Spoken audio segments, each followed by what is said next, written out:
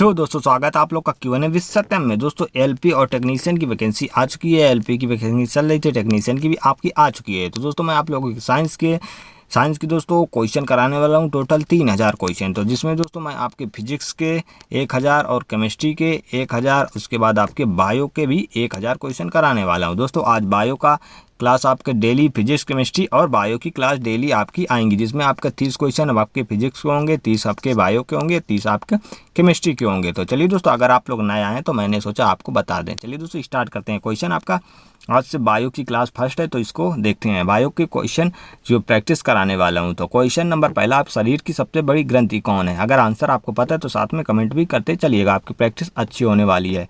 तो देखिए, शरीर की सबसे बड़ी ग्रंथि की बात करें तो कौन सी ग्रंथि है? तो ये आपकी यकृत है। क्या दोस्तों? यकृत जो है शरीर की सबसे बड़ी ग्रंथि है। चलिए अगला क्वेश्चन आपका देखते हैं। अगला क्वेश्चन है, मनुष्य में मादा जनन अंग से किस हार्मोन का स्राव होता है? तो मादा जनन की बात करी है, तो यहाँ पर मादा जनन से आपका कौन सा अंग से ये हार्मोन का स्राव होता है? तो कौन सा? ये रिलैक्सिन। कौन सा दोस्तों? रिलैक्सिन हार्मोन का जो है स्राव होता है। चलिए अगला क्वेश्चन देखते हैं। नेक्स्ट क्वेश्चन है, मनुष्य में ऐच्छिक गतियों का नियंत्रण किसके द्वारा होता है? तो मनुष्य की ऐच्छिक गतियों की बात करें तो ये किसके द्वारा नियंत्रण होता है? तो ये आपका होता है किसके द्वारा? ये होता है सेरिब्रम के द्वारा। किसके दोस्तों? सेरिब्रम के द्वारा होता है। ये भी आपको याद रखना है, सेरिब्रम जो है मस्तिष्क का सबसे बड़ा भाग है। चलिए अगला क्वेश्चन है आपका, शरीर का तापक्रम कहाँ नियंत्रित होता है? तो शरीर का तापक्रम जो है कहाँ पर नियंत्रित होता है? तो कौन करता है शरीर का तापक्रम?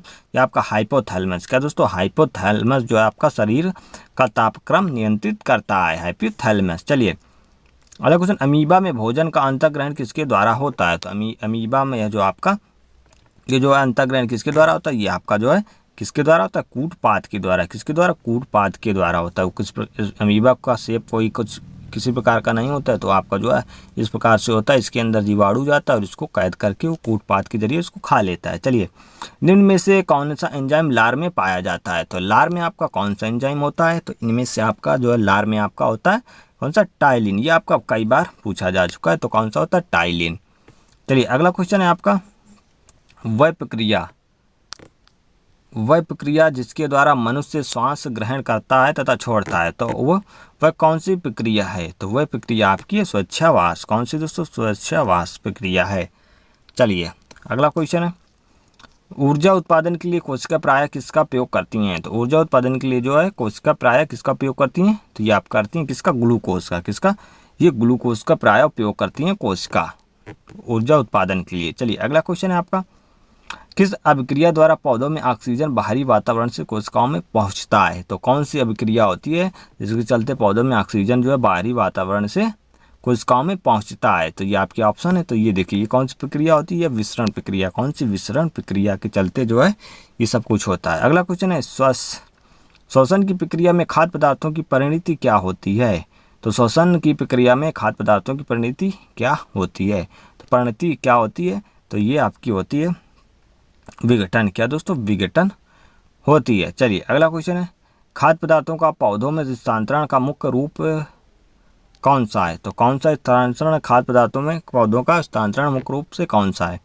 तो ये देखिए कौन सा? ये आपका सुक्रोज है। क्या दोस्तों? सुक्रोज है। चलिए अगला क्वेश्चन है, एक स्वस्थ मनुष्य का रक्तचाप कितना होता है? अगर स्वस्थ मनुष्य की रक्त की चाप की बात करें तो इसका मनुष्य ये आपका 120/120/80 होता है। ये स्वस्थ मनुष्य का रक्तचाप होता है, तो यानी कि इसका ऑप्शन ए 20 सही हो जाएगा। कितना? 20 सही हो जाएगा। 120/80, 120 प्रेशर से जाता है और 180 से शरीर में पहुंचता है। चलिए, मनुष्य के मस्तिष्क की सबसे बड़ी जो सबसे बाहरी झिल्ली है उसको क्या कहते हैं? तो देखिए, सबसे बाहरी झिल्ली की बात करें तो ये कौन सी आपकी होती है? ये आपकी होती है ड्यूरामीटर। क्या दोस्तों? ड्यूरामीटर होती है, जो सबसे मस्तिष्क की बाहरी झिल्ली होती है। चलिए, मनुष्य के सूंघने की क्षमता को नियंत्रित करता है। तो मनुष्य की जो सूंघने की क्षमता है कौन नियंत्रित करता है? सेरिब्रम या ध्रुवीय पाली या ऑप्टिक पाली? तो ये कौन करता है? तो ये आपकी करती हैं घ्राणेंद्रिय पाली। क्या दोस्तों? घ्राणेंद्रिय पाली करती हैं। चलिए अगला क्वेश्चन, मनुष्य में बुद्धि एवं चतुराई का केंद्र, बुद्धि एवं चतुराई का केंद्र आपका कौन सा होता है? तो ये आपका सेरिब्रम होता है। क्या दोस्तों? सेरिब्रम, बुद्धि एवं चतुराई का केंद्र सेरिब्रम होता है, जो सबसे बड़ा मस्तिष्क का पार्ट होता है। रक्त में ग्लूकोज की मात्रा नियंत्रित करता है, तो रक्त में कौन ग्लूकोज की मात्रा को नियंत्रित करता है? तो ये आपका कौन करता है? इंसुलिन। कौन सा दोस्तों? इंसुलिन जो है रक्त में ग्लूकोज की मात्रा को नियंत्रित करता है।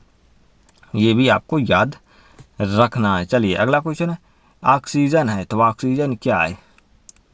तो ऑक्सीजन एक आपका एंजाइम है। क्या दोस्तों? ऑक्सीजन एक आपका एंजाइम है। चलिए अगला क्वेश्चन, चलिए अगला क्वेश्चन है आपका, जय प्रक्रम के अंतर्गत कौन आता है? तो जय प्रक्रम के अंतर्गत आपका कौन आता है? तो देखिए जय प्रक्रम में आपका पोषण भी होता है, उत्सर्जन भी होता है, श्वसन भी होता है, यानी कि सारे होते हैं जय प्रक्रम के अंतर्गत। अगला क्वेश्चन है आपका, गोबर छत्ता किसके अंतर्गत आता है? तो गोबर छत्ता की बात करें तो ये आपका मृतजीवी। क्या दोस्तों? ये मृतजीवी के अंतर्गत आता है गोबर छत्ता। आपने गोबर छत्ता तो आपको मालूम ही होगा। चलिए अगला क्वेश्चन, वायुमंडल में सामान्यतः CO2 पाया जाता है, तो वायुमंडल में CO2 कितना % पाया जाता है? तो वायुमंडल में सबसे ज़्यादा आपकी क्या? नाइट्रोजन, 78% जो आपकी नाइट्रोजन पाई जाती है। लेकिन यहाँ पर देखिए कार्बन डाइऑक्साइड की बात करिए तो ये आपकी कितनी होती है? 0.03%। कितनी दोस्तों? 0.03% होती है। चलिए अगला क्वेश्चन, छाया में पनपने वाले पौधों को क्या कहते हैं? जो छाया में पनपते हैं उन पौधों को क्या कहा जाता है? तो उनको कहा जाता है क्या? सियोकाइटस। क्या दोस्तों? सियोकाइटस कहा जाता है। चलिए अगला क्वेश्चन है आपका, छाया में सियोकाइटस बोलते हैं। मनुष्य में मुख्य श्वसन अंग क्या है? तो मनुष्य में अगर मुख्य श्वसन अंग की बात करें तो क्या होता है? देखिए मुख्य श्वसन अंग आपका क्या होता है? फेफड़ा। क्या दोस्तों? फेफड़ा। अगर आपके फेफड़े लंग्स खराब हो गए तो आपकी जान जा सकती है। और फेफड़े के उद्दन को क्या कहते हैं दोस्तों? पल्मोलॉजी। क्या दोस्तों? पल्मोलॉजी। चलिए अगला क्वेश्चन है आपका, निम्न में कौन सी बीमारी श्वसन तंत्र से संबंधित है? तो निम्न में से यहाँ पर श्वसन तंत्र की बात करी है तो आपकी कौन सी बीमारी जो श्वसन तंत्र से संबंधित है? देखिए यहाँ पर देखिए आपकी टीबी हो गई, उसके बाद आपकी निमोनिया हो गई। ये दोनों आपकी श्वसन तंत्र से संबंधित बीमारियाँ हैं। तो ये आपका डी ऑप्शन सही हो जाएगा, बी और सी। चलिए अगला क्वेश्चन है आपका, उच्च रक्तचाप की अवस्था को क्या कहते हैं? देखिए उच्च रक्तचाप यानी कि हाई ब्लड प्रेशर, यानी कि उसको क्या कहते हैं? ये देखिए दो आपके ऑप्शन है, हाइपरटेंशन या हाइपोटेंशन। तो दोनों आप में क्या है? तो इसको कहते हैं हाइपरटेंशन। क्या दोस्तों? इसको कहते हैं उक्त रक्तचाप को हाइपरटेंशन के नाम से जानते हैं। चलिए अगला क्वेश्चन, मछलियों में उत्सर्जी पदार्थ क्या है? तो मछलियों में अगर उत्सर्जी पदार्थ की बात करें तो वो क्या है? तो वो है अमोनिया। क्या दोस्तों? अमोनिया जो है उत्सर्जी पदार्थ है। चलिए अगला क्वेश्चन है, पौधों में आवश्यकता से अधिक जल किस प्रक्रिया द्वारा बाहर निकाले जाते हैं? तो अधिक जल जो है किस प्रक्रिया द्वारा बाहर निकाले जाते हैं? तो यह वाष्पोत्सर्जन की कौन सी क्रिया होती है? वाष्पोत्सर्जन के द्वारा बाहर निकाले जाते हैं। चलिए अगला क्वेश्चन है आपका, निम्न में से किसे प्रकाश संश्लेषी अंगक कहते हैं? तो प्रकाश संश्लेषी अंगक की बात करें तो ये कौन से होते हैं? आपको पता होगा, ये आपके कौन से होते हैं? पत्तियां। क्या दोस्तों? पत्तियों में जो है हरित लवक पाए जाते हैं और उनमें जो स्टोमेटा होते हैं, जो छोटे छोटे छिद्र होते हैं, तो प्रकाश संश्लेषी अंगक कहते हैं। चलिए अगला क्वेश्चन है आपका, पौधों में गैसों के आदान प्रदान के लिए रहते हैं। तो पौधों में जो गैसों का आदान प्रदान होता है तो ये रंध्र के द्वारा होता है। किसके द्वारा? रंध्र के द्वारा होता है। चलिए अगला क्वेश्चन है, फेफड़ा का आकार होता है। तो फेफड़ा का आकार कैसा होता है? फेफड़ा आपने देखा होगा कैसा होता है, इस प्रकार से आपका फेफड़ा होता है, इस प्रकार से। तो ये किस प्रकार का आकार हुआ? तो ये जो आपका होगा शंक्वाकार। किसका दोस्तों? शंक्वाकार का होता है। चलिए अगला क्वेश्चन है, भोजन का पाचन किस प्रकार की अभिक्रिया है? तो भोजन का पाचन है ये किस प्रकार की अभिक्रिया है? तो ये आपकी कौन सी प्रक्रिया होती है? तो ये आपकी होती है उपचयन अभिक्रिया। कौन सी दोस्तों? उपचयन अभिक्रिया होती है। तो दोस्तों ये आपके 30 क्वेश्चन समाप्त होते हैं। तो आपको कमेंट करके बताना है कि 30 में आपने कितने क्वेश्चन सही कर पाए हैं, 30 में आप कितने क्वेश्चन सही कर पाए हैं। तो चलिए दोस्तों, वीडियो पसंद आए तो अपने दोस्तों के साथ जरूर शेयर करें। आपके पूरे 3000 क्वेश्चन आपको कराए जाएंगे। आपका पेपर आपका मई जून में होना है, जून में ये होना आपका टेक्नीशियन का आपका अगस्त सितंबर में होगा। तो चलिए दोस्तों, वीडियो पसंद आए तो वीडियो को लाइक करें, चैनल को सब्सक्राइब करें। मिलते हैं नेक्स्ट वीडियो में। जय हिंद, वंदे मातरम।